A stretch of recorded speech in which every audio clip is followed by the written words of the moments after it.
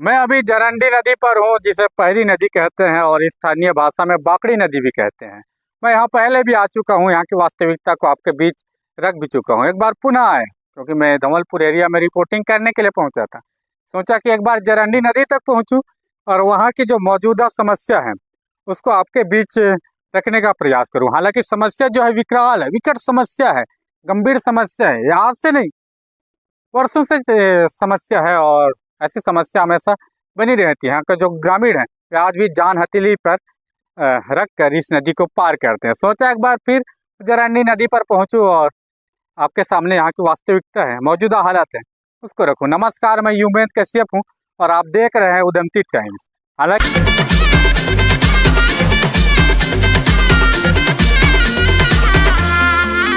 मैं जद्दोजहद किया था थोड़ी दूर जाने का। जैसे हमारे साथ जो भाई साहब हैं उन्होंने बताया कि छाती तक पानी होगा। हमने एक क्लिप भी डाला है जिसमें एक बुजुर्ग जो है वे साइकिल को कंधे पर रखकर जरंडी से धौलपुर की तरफ आ रहे थे और चर्चा भी की है यहाँ पर कुछ ग्रामीणों से। उन्होंने बताया कि अभी भी यहाँ लगभग छाती तक और गले तक पानी है। ऐसे में जो यहाँ के ग्रामीण है वे जान हथेली में डालकर इस बाकड़ी नदी, पहरी नदी को पार करते हैं।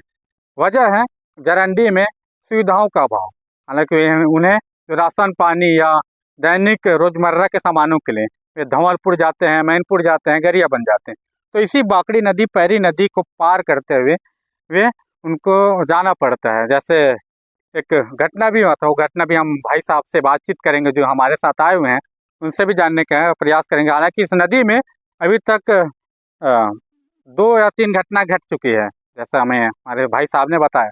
उससे भी जानने का प्रयास करेंगे। और जैसे जो महिलाएं हैं, जैसा प्रत्यक्षदर्शियों का और जो ग्रामीण है उन्होंने हमें बताया कि जो महिला है ये ट्यूब के सहारे उनको ट्यूब के ऊपर रखकर ट्यूब के सहारे वे नदी को पार कराते हैं। कई बार घटनाओं के घटने का भी अंदेशा बना, लेकिन वास्तविकता आपके सामने है। सत्ता बदली, सरकार बदली, लेकिन जरंडी की ये नदी की हालत जस की तस है, समस्या जस की तस है।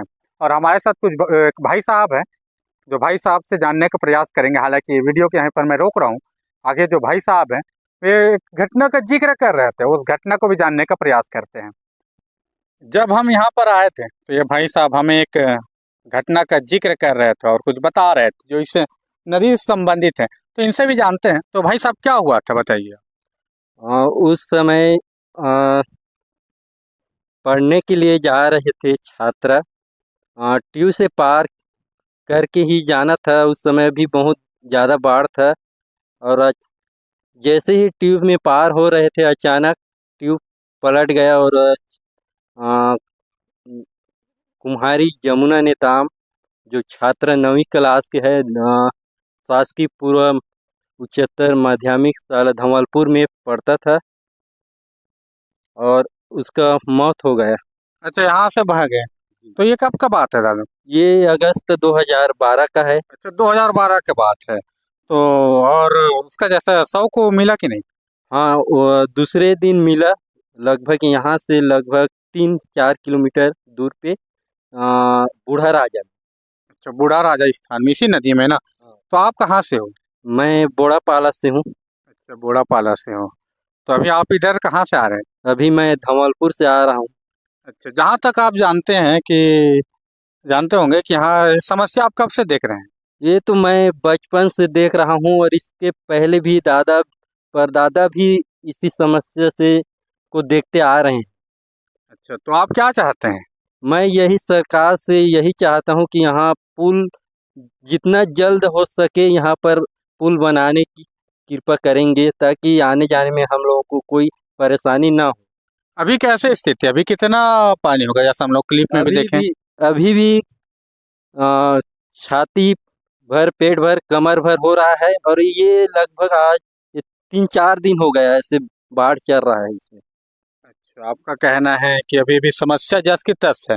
हालांकि सरकार आती है, जाती है, आश्वासन मिलता है, काम तो सभी कराने का, पूर्ण कराने का वादा करते हैं, आश्वासन देते हैं, लेकिन जमीनी स्तर में यहाँ के जो ग्रामीणों को समस्या किस प्रकार होती है, यहाँ पर घटना भी घट चुकी है, फिर भी जो सरकार है वो सचेत नहीं है। हालांकि स्थानीय जो जनप्रतिनिधि हैं वे आश्वासन देते हैं, पहल करने की बात करते हैं, लेकिन जमीनी स्तर की बात कुछ और है। मैं यहाँ पर ये तीसरा वीडियो है मेरा, 2 बार और आ चुका हूँ, 2 बार और बनाया। तो मैं इधर आया था, सोचा कि हाँ कि एक बार फिर वास्तविकता को आपके बीच रखूँ।